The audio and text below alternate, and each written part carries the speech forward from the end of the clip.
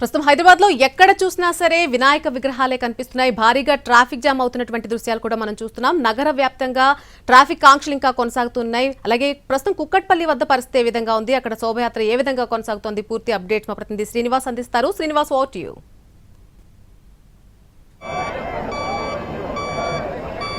నల్లి వినాయక నిమజ్జన ప్రక్రియ కుక్కట్పల్లి ఐడియల్ చెరువు వద్ద ఇంకా కొనసాగుతూనే ఉంది. ఇప్పటికే వేలాదిగా విగ్రహాలు ఇక్కడ నిమజ్జనానికి తరలి వచ్చాయి. దాదాపు కాసేపటి క్రితమే పోలీసులు అంటే కుక్కట్పల్లి ఐడియల్ చెరువులో 26,000 విగ్రహాలు నిమజ్జనం చేసినట్టు వెల్లడించడం జరిగింది. అయితే నిన్న సెలవు దినం కావడంతో నిన్న మిలాదున్ నబీ ఉండడం కావచ్చు, అదేవిధంగా ఆదివారం సండే వరుసగా 3 రోజులు సెలవు రావడంతో మాత్రం ఆదివారం సోమవారం ఇక్కడ భారీగా విగ్రహాలు నిమజ్జనం చేశారు.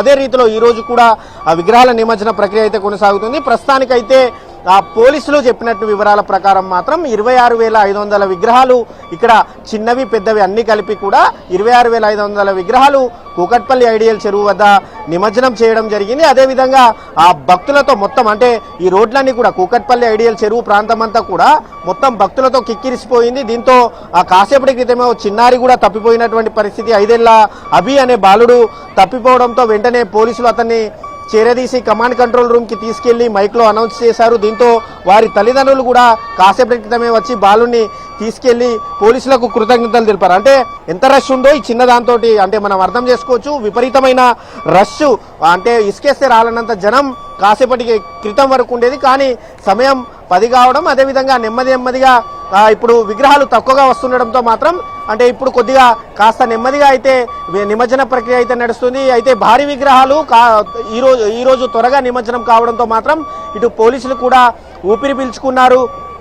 చిన్న విగ్రహాలు అంటే 10 ఫీట్ల లోపు విగ్రహాలు ఏవైతే ఉన్నాయో ఆ విగ్రహాలన్నీ కూడా ఇటు గంగమ్మ చెంతకు చేరుతున్నాయి. కూకట్పల్లి ఐడియల్ చెరువులో నిమజ్జనానికి కూడా రెడీ అవుతున్నటువంటి పరిస్థితి. మొత్తంగా 7 క్రేన్లు ఇక్కడ ఏర్పాటు చేయడం జరిగింది. 7 క్రేన్ల ద్వారా 26,000 విగ్రహాలను ఇప్పటికే ఇటు అధికారులు అయితే నిమజ్జనం చేశారు. మరో 1000 నుంచి 2,000 విగ్రహాల వరకు వస్తాయని చెప్పి మాత్రం పోలీసులు అంచనా వేస్తున్నారు. ఈ రోజు అర్ధరాత్రి వరకు లేకపోతే రేపు తెల్లవారుజాము వరకు మాత్రం ఈ నిమజ్జన ప్రక్రియ అంతా కూడా పూర్తిగా కంప్లీట్ అయిపోయి ఈ దారి ఏదైతే ఉందో ఇది ఐడియల్ చెరువు అంటే మూసాపేట్ నుంచి హైటెక్ సిటీ వెళ్లేటువంటి దారి ఇది. ఈ దారినంతా కూడా ఫ్రీ చేయాలని చెప్పి ఇప్పటికైతే రోడ్డునైతే క్లోజ్ చేశారు.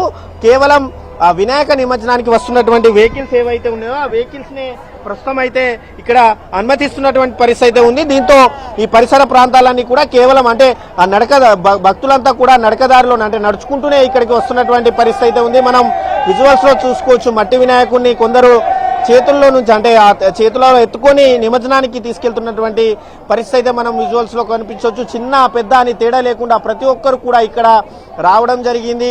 దాదాపు వేలాది మంది ఇక్కడ నిమజ్జన ప్రక్రియ ఏదైతే ఉందో ఆ నిమజ్జన శోభయాత్రను వీక్షించడానికి మాత్రం భారీ సంఖ్యలో ఇక్కడ భక్తులు తరలి వస్తున్నారు.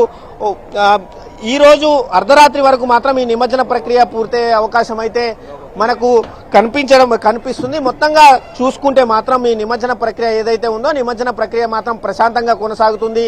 ఇటువంటి అవాంఛనీయ ఘటనలు జరగకుండా మాత్రం ప్రస్తుతం అయితే శోభయాత్ర అయితే సాగుతుంది. నల్లి right Srinivas, thanks for the live update.